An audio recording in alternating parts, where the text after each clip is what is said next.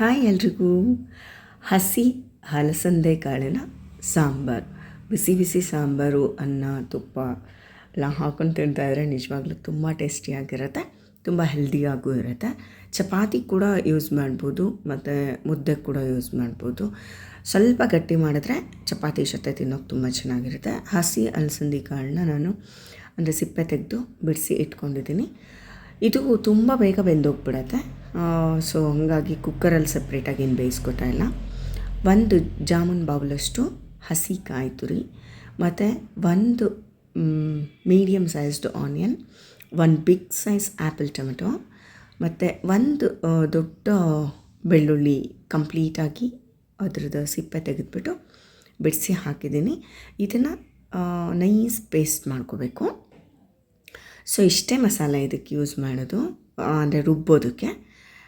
So ಇದನ್ನು ಚೆನ್ನಾಗಿ nice paste ಮಾಡಿ ಒಂದು ಕಡೆಗೆ ಇಟ್ಕೊಂಡು ಒಂದು 3 to 4 ಟೇಬಲ್ ಸ್ಪೂನಷ್ಟು ಆಯಿಲ್ನ ಹಾಕ್ಕೊಂಡು ಸ್ವಲ್ಪ ಸಾಸಿವೆ, ಜೀರಿಗೆ, ಕರಿಬೇವು ಮತ್ತು 1 ಬಿಗ್ ಸೈಜ್ದು ಆನಿಯನ್ ಇದನ್ನು ಚೆನ್ನಾಗಿ ಒಂದು 2 ಮಿನಿಟ್ಸ್ ಬಾಡಿಸ್ಕೊಬೇಕು. ಸ್ವಲ್ಪ ಉಪ್ಪನ್ನು ಹಾಕಿ ಅದಾದಮೇಲೆ ಇದನ್ನು 2 ಮಿನಿಟ್ ಬಾಡಿದ್ಮೇಲೆ ಒಂದು ಹಾಫ್ ಆ್ಯಪಲ್ ಟೊಮೆಟೊ, ನಾನಿಲ್ಲಿ ಹುಣಸೆ ಹಣ್ಣನ್ನು ಬಳಸ್ತಾ ಇಲ್ಲ, ಟ್ಯಾಮ್ರಿನ್ ಬಳಸ್ತಾ ಇರೋದ್ರಿಂದ ನನಗೆ ಹುಳಿಗೆ ಈ ಆ್ಯಪಲ್ ಟೊಮೆಟೊನೇ ಸಾಕಾಗುತ್ತೆ, ಜಾಸ್ತಿ ಹುಳಿ ಬೇಡ ನನಗೆ. ಸೊ ಈಗ ನಾವೇನು ಹಲಸಂದೆ ಕಾಳನ್ನ ಬಿಡಿಸಿ ಇಟ್ಕೊಂಡಿದ್ವಿ ಅದನ್ನು ಒಗ್ಗರಣೆನಲ್ಲೇ ಈ ಎಣ್ಣೆನಲ್ಲೇ ಒಂದು 3 to 5 ಮಿನಿಟ್ಸ್ ಇದನ್ನು ಫ್ರೈ ಮಾಡಬೇಕು.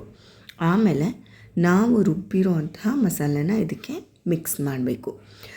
ಇದು ಮುಳುಗೋಷ್ಟು ನೀರನ್ನು ನೋಡಿ ಹಾಕ್ಕೊಬೇಕು. ಈ ಏನು ರುಬ್ಬಿಟ್ಕೊಂಡಿದ್ವಲ್ಲ ಈ ಪೇಸ್ಟು ಮತ್ತು ಈ ಪೇಸ್ಟಿನ ಹಸಿ ಸ್ಮೆಲ್ ಏನಿರುತ್ತೆ ಅದು ಹೋಗಿ ಕಾಳು ಬೇಯಬೇಕು, ಅಷ್ಟು ನೀರನ್ನು ಮಿಕ್ಸ್ ಮಾಡಿ, ಮುಳುಗೋಷ್ಟು ನೀರು. ಸೊ ಈಗ ಚೆನ್ನಾಗಿ ಒಂದು 10 ಮಿನಿಟ್ಸೆಲ್ಲ ಇದು ಬೆಂದೋಯ್ತು. ನಾನಿಲ್ಲಿ ಇಡ್ಲಿ ಸಾಂಬಾರು ಮಾಡ್ತೀವಲ್ಲ ಆ ಸಾಂಬಾರು ಪೌಡರ್ನ ಯೂಸ್ ಮಾಡಿದ್ದೀನಿ. ನೀವು ಬೇಕು ಅಂದರೆ ಡಿಸ್ಕ್ರಿಪ್ಷನಲ್ಲಿ ಲಿಂಕ್ ಹಾಕಿರ್ತೀನಿ, ಚೆಕ್ ಮಾಡಿ.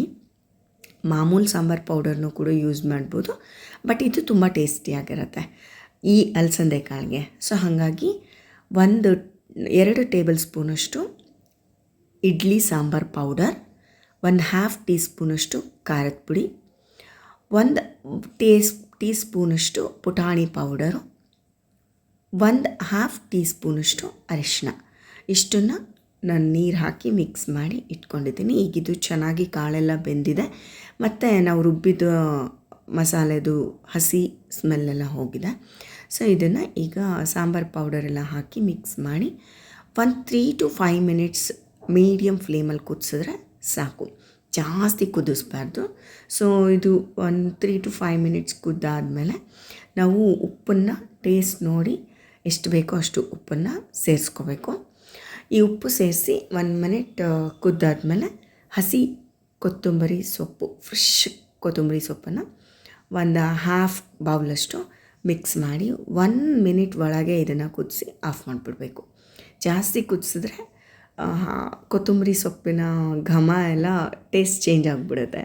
ಸೊ ಹಾಗಾಗಿ ಒಂದು ಸ್ವಲ್ಪ ಕುದಿಸಿ ಟರ್ನ್ ಆಫ್ ಮಾಡಿಬಿಡ್ಬೇಕು.